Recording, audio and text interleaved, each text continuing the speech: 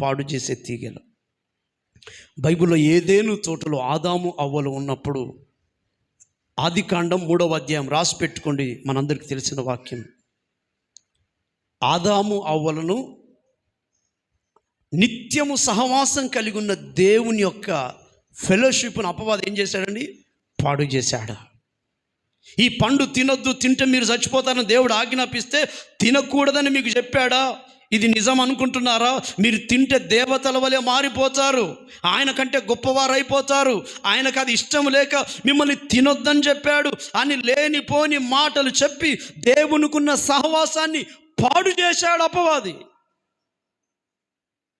ఏదేని తోట నుండి వారు బయటికి గెంటి వేయబడ్డారా? చెప్పండి, ఇది ఏ తీగండి? చెప్పండి. దేవుని సహవాసాన్ని. ఈరోజు నీ ఫ్రెండ్స్ ఎలాంటి వారు? నువ్వు చదువుతున్న కాలేజీలో నీ ఫ్రెండ్స్ ఎలాంటి వారు? నువ్వు వెళ్తున్న స్కూల్లో నీ ఫ్రెండ్స్ ఎలాంటి వారు? నిన్ను నీతిగా అన్ని విషయంలో నీ ఆత్మ సంబంధమైన బాగుదలను కోరేవారా? నిన్ను నాశనం చేసే ఫ్రెండ్స్ ఉన్నారేమో.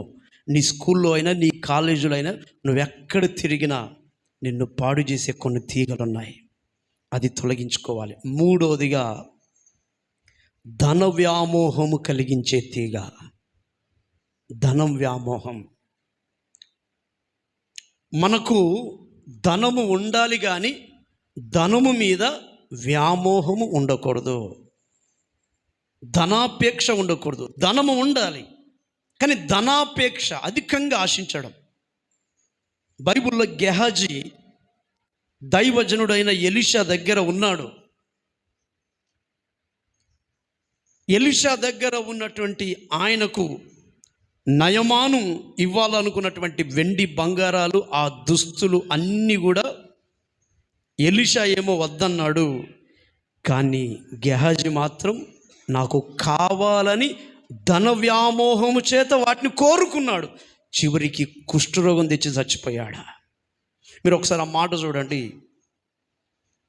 2వ రాజులు 5వ అధ్యాయం 20 నుంచి చదువుదాం. 2వ రాజుల గ్రంథం 5:20వ వచనం, ఆ తర్వాత 25వ వచనం చదువుదాం. అంతటా దైవజనుడైన ఎలీషాకు సేవకుడవు గేహాజీ సిరియనుడైన ఈ నయమానును తీసుకొని వచ్చిన వాటిని అంగీకరించుటకు నా యజమానునికి మనసు లేకపోయిన గాని యెహోవా జీవము తోడు నేను పరిగెత్తుకొని పోయి అతని కలుసుకొని అతని యొద్ద ఏదైనాను తీసుకుందని అనుకొని నయమానును కలుసుకొని